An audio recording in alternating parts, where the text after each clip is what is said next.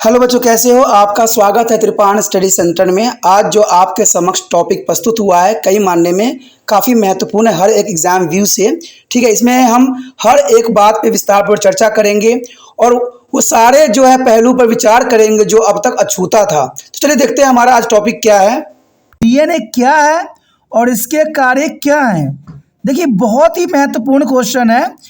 ऐसे देखा जाए तो सभी क्लास के बच्चों के लिए इम्पोर्टेंट रखता है ये, क्योंकि यहाँ पर डीएनए और इसके कार्य प्रणाली के बारे में हमने विस्तारपूर्वक चर्चा करना है और समझना है हर एक बात को।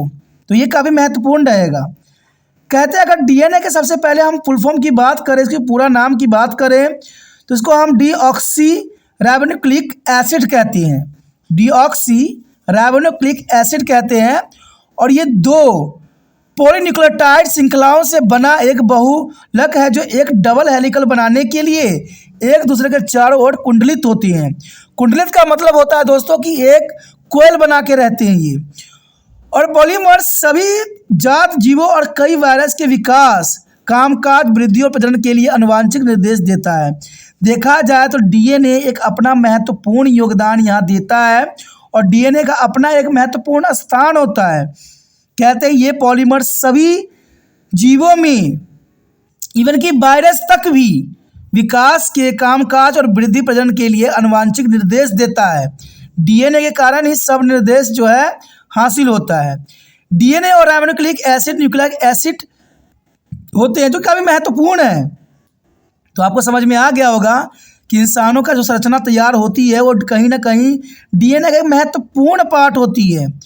और ये कहते हैं जीवों में और कई तरह के वायरस के विकास में, उनके कार्य प्रणाली में, उनकी वृद्धि में, प्रजनन में जो सारे कार्य जो करते हैं वो सारे के सारे जो है डीएनए उनको निर्देशित करते हैं। तो ये काफ़ी महत्वपूर्ण बात है। अब चलिए देखते हैं कि डीएनए के जो हेलिकल स्ट्रक्चर जो होती है, डबल कुंडलित स्ट्रक्चर होती है और ये चारों ओर कुंडलित होते हैं तो किस प्रकार से होते हैं। हम डायग्राम देखेंगे तो हमें और बात जो है समझ में आएगा। यहाँ पर आपके समक्ष जो आया है काफ़ी महत्वपूर्ण जो है पिक्चर दिख रहा है, ये डीएनए का डबल हेलिक्स स्ट्रक्चर है। आप देख सकते हो कि डीएनए के जो स्ट्रक्चर है वो एक दूसरे से कभी नहीं जो है मिलते हैं आपस में। इनमें दूरियां हमेशा बनी रहती है। जब हम इसको लिखते हैं या बनाते हैं तब हमें लगता है कि ये आपस में जुड़े हुए होते हैं, जैसे सांप एक दूसरे के जुड़े होते हैं वैसा है, लेकिन ऐसा नहीं है। इनके बीच जो है चार तरह के फैक्टर काम कर रहे होते हैं। एक होते हैं एडेनाइन, दूसरा होते हैं थायमोमाइन, तीसरा होते हैं ग्लूकोनाइंस एंड साइटोसाइन। ये आपस में दोनों को जो है दूरियां बना के रखते हैं और सारे सूचक जो होते हैं इसी के अंदर विद्यमान होते हैं। यानी इसको ए के साथ टी के ज्वाइंट होता है और जी के साथ सी का जो है ज्वाइनिंग होती है। जैसे आप देख भी रहे होगे यहाँ पर कि यहाँ पर जो है पिंक, ग्रीन, येलो, रेड ऐसे आपको दिख रहे होंगी। तो यहाँ पर जो सबसे महत्वपूर्ण बात आती है कि एडेनाइन जो होता है अटैच, जो कि आपको पिंक कलर दिख रहा होगा वो एडेनाइन है, और जो ग्रीन कलर दिख रहा है वो थायमोमाइन है। यानी इसको हम ए और टी कह सकते हैं। ए जो है टी के साथ ज्वाइन करता है। और इवन देखा जाए जो आपको रेड येलो दिख रहा है तो यहाँ पर रेड जो होगा वो नाइन होगा और दूसरा जो होगा आपको ब्लू दिख रहा है वो साइटोसाइन होगा। तो ये आपस में जो ज्वाइंट रखते हैं और कई तरह की इन्फॉर्मेशन इनमें विद्यमान रहती है जो आगे जो है दूसरे डीएनए में ट्रांसफ़र करती है। तो ये काफ़ी महत्वपूर्ण यहाँ पर डीएनए स्ट्रक्चर जो आपको नज़र आ रही है एग्जाम भी से भी महत्वपूर्ण है और समझने के लिए भी काफ़ी महत्वपूर्ण है जो आपके समक्ष यहाँ प्रस्तुत हुआ है। अब देखिए, जब हम यहाँ पर हेलिकल स्ट्रक्चर देख लिए हैं डीएनए के तो ये तो आपको समझ में आ गया होगा सारी बातें। अब हम इसके डीएनए के कार्य के बारे में देखें तो ये कितना महत्वपूर्ण जो है मानव शरीर के साथ जो वायरस होते हैं उनमें भी कितने महत्वपूर्ण योगदान दे सकते हैं। कहते हैं न्यूक्लिक एसिड जो होते हैं, न्यूक्लिक एसिड के रूप में जाने जाने वाले कार्बनिक घटक सभी जीव और चीज़ों में डीएनए या आरएनए के रूप में पाए जाते हैं। कहते हैं कोई भी जीव हो, कोई भी घटक हो, उसमें जो है डीएनए या आरएनए किसी न किसी रूप में विद्यमान अवश्य होते हैं। और इनका कार्य प्रणाली देखा जाए तो काफ़ी महत्वपूर्ण रहता है कि ये नाइट्रोजेनस आधार यानी चीनी अणु और फास्फोरस समूह इन जो है न्यूक्लिक एसिड को उत्पन्न करने के लिए अनुक्रमों का एक श्रृंखला में विभिन्न बंडलों से जुड़े हुए होते हैं। जो हमने अभी बंडल देखा, जो 2 हेलिकल स्ट्रक्चर देखी गई थी, वो एक तरह से बंडल से जुड़े हुए होते हैं। और डीएनए संरचना हमारे शरीर की मूल आनुवंशिक संरचना को परिभाषित करती हैं। कहते हैं डीएनए के अंतर्गत ही हमारे शरीर का जो है निर्माण हुआ है। हमारे अंदर जो डीएनए आया है वो माता पिता के अंतर्गत आया है, और ये डीएनए संरचना हमारे शरीर के मूल आनुवंशिक संरचना को ही प्रभावित कर रहे होते हैं। डीएनए जो होता है माता पिता से संतान तक वंशगत सामग्री या आनुवंशिक निर्देश को ले जाने और प्रसारित करने के लिए जिम्मेदार होता है। डीएनए का काफ़ी महत्वपूर्ण योगदान है।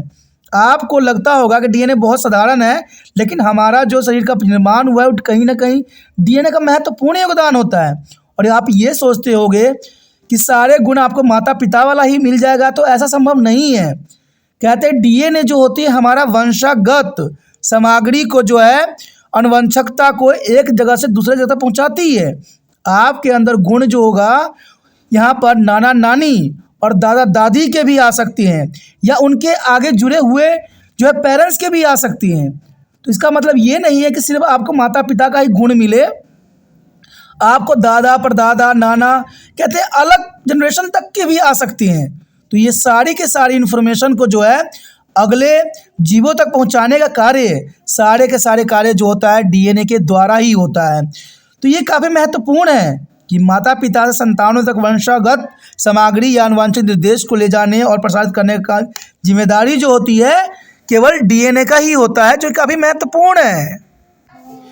यह सुनिश्चित करने के अलावा कि सभी जीव चीज़ें अपनी आनुवंशिक जानकारी प्रसारित करती है, डीएनए प्रोटीन के संश्लेषण के लिए आवश्यक होता है। यानी डीएनए जो हमारा बना होता है वो प्रोटीन का बना होता है।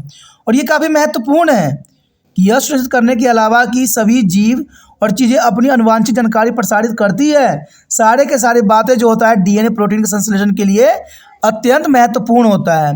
देखा जाए तो परमाणु डीएनए वह डीएनए है जो प्रत्येक यूकैरियोटिक्स जीवों की कोशिकाओं के केंद्र में पाया जाता है। यानी यूकैरियोटिक जितने भी होते हैं बहुकोशिकीय जीव, उनके कोशिका के केंद्र में ये पाए जाते हैं, और ये काफ़ी महत्वपूर्ण है। कहते हैं जीवों के अधिकांश जीनोम को इसके द्वारा कोडित किया जाता है। जितने भी जीव होते हैं उनके जीनोम को जो है डीएनए के द्वारा जो है कोडित किया जाता है, जो ये काफ़ी महत्वपूर्ण है। और से जीनोम को प्लास्टिड्स और माइटोकॉन्ड्रिया डीएनए द्वारा नियंत्रित भी किया जाता है। अब ये काफ़ी महत्वपूर्ण है कि से जितने भी जीनोम बचते हैं उसको प्लास्टिड्स और माइटोकॉन्ड्रिया के डीएनए द्वारा इनको नियंत्रित किया जाता है, कंट्रोल किया जाता है। तो ये काफ़ी महत्वपूर्ण बात है। यहाँ पर देखें तो माइटोकॉन्ड्रिया डीएनए उस डीएनए को संदर्भित करता है जो कोशिकाओं के माइटोकॉन्ड्रिया में पाया जाता है। अब ये भी काफ़ी महत्वपूर्ण बात है कि माइटोकॉन्ड्रिया डीएनए उस डीएनए को संदर्भित करता है जो कोशिका के माइटोकॉन्ड्रिया में पाया जाता है। अब ये सोच रहे होंगे कि माइटोकॉन्ड्रिया कहते किसको है, माइटोकॉन्ड्रिया होता क्या है। तो माइटोकॉन्ड्रिया आपने 9th में भी पढ़ा होगा कि माइटोकॉन्ड्रिया को पावर हाउस भी कहते हैं। यहाँ पर सारे जो होते हैं एनर्जी एकत्र होते हैं, जिसके एटीपी के रूप में भी हम दर्शा सकते हैं। तो माइटोकॉन्ड्रिया काफ़ी महत्वपूर्ण रोल अदा करता है ह्यूमन बींग्स के जितने भी जीव होते हैं उन सभी में। तो यहाँ माइटोकॉन्ड्रिया डीएनए को संदर्भित करता है, कोशिका को माइटोकॉन्ड्रिया में पाया जाता है। इसके सामान्य जो है प्लास्टिड्स में अपना स्वयं का डीएनए होता है और प्रकाश संश्लेषण के लिए महत्वपूर्ण भी होते हैं। तो देखा जाए तो यहाँ पर काफ़ी महत्वपूर्ण बात बताई गई है इसके फंक्शन के अंतर्गत, कार्य के अंतर्गत। बहुत से मैंने आपको यहाँ पर कार्य प्रणाली बताई है। जो भी आपको 4-5 अच्छे लगते हैं, जो आपके एग्जाम व्यू के लिए महत्वपूर्ण होते हैं, उसको नोट कीजिए, समझिए और आगे दूसरे बच्चे तक पहुँचाने में आप त्रिपाण सेंटर से मदद कीजिए। और ये काफ़ी महत्वपूर्ण रहता है। कहते हैं दोस्तों, जितना आप इस वीडियो को शेयर कीजिएगा उतना ही काफ़ी महत्वपूर्ण दूसरे बच्चों के लिए बनेगा। मैं त्रिपाण स्टडी सेंटर जितना हो सकता है आपके लिए अच्छा से अच्छा करने की कोशिश करता हूं, और मैं चाहता हूं कि वो सारी बातें आपको बहुत ही आसानी से समझ में आ जाए। कहते हैं यहाँ पर टेक्नोलॉजी की कमी है मेरे पास, इसलिए मैं जो आपको जो है जितना हो सकता है कोशिश करता हूं कि आपको अच्छे समझ में आए और आप लिख सको, क्योंकि वहाँ एग्ज़ाम में जो है आप जो रिप्रेजेंट कर दोगे, पेपरों में लिख दोगे, वही मान्यता होगी। बाकी आपका ज्ञान का कोई वहाँ पर महत्व नहीं रहेगा। जो लिखिएगा वही आपका ज्ञान है, और यहाँ से जो नोट कीजिएगा वही आपके कॉपी पर रहेगा। तो ये काफ़ी महत्वपूर्ण बात है। कहते हैं दोस्तों, महत्वपूर्ण तो सब बातें होती है। जैसे अगर वीडियो देखते हो तो पूरा देखिए, अधूरा मत देखिए, स्किप करके मत देखिए, और जितना हो सके शेयर कीजिए। शेयर कीजिएगा, दूसरे बच्चे से ज्वाइंट होंगे, दूसरे बच्चों को समझ में आएगा, दूसरे बच्चे भी इसको आगे फॉरवर्ड करेंगे, तो आपके लिए त्रिपान स्टडी सेंटर हर क्लास में मिलता ही रहेगा। हर जगह त्रिपान स्टडी सेंटर आपके समक्ष खड़ा रहेगा, और ये सब तब होगा जब त्रिपान स्टडी सेंटर आगे बढ़ेगा, और ये बढ़ाने का काम सिर्फ आपका है। जितना हो सके शेयर कीजिए, ठीक है। काफ़ी महत्वपूर्ण बात है। पहली बार मेरे चैनल पे आए हो, पहली बार वीडियो देख रहे हो, समझ में आ रहा है, अच्छा लग रहा है, और चाहते हो और भी वीडियो आपको मिलता रहे समय समय पर, तो जनरल सी बात है दोस्तों, चैनल सब्सक्राइब कर लीजिए। क्योंकि सब्सक्राइब कीजिएगा तभी आपको जो है 8 से लेकर एमए तक बच्चों की सारी वीडियो उपलब्ध है। तो आपके लिए भी महत्वपूर्ण है, और आपके बड़े भाइयों के लिए भी बहुत महत्वपूर्ण हो सकते हैं। इवन छोटे बच्चों के लिए भी काफ़ी महत्वपूर्ण रहेगा। तो सोचिए नहीं, विचार ना कीजिए, अभी त्रिपान चैनल को सब्सक्राइब करके मोबाइल में सेव कीजिए।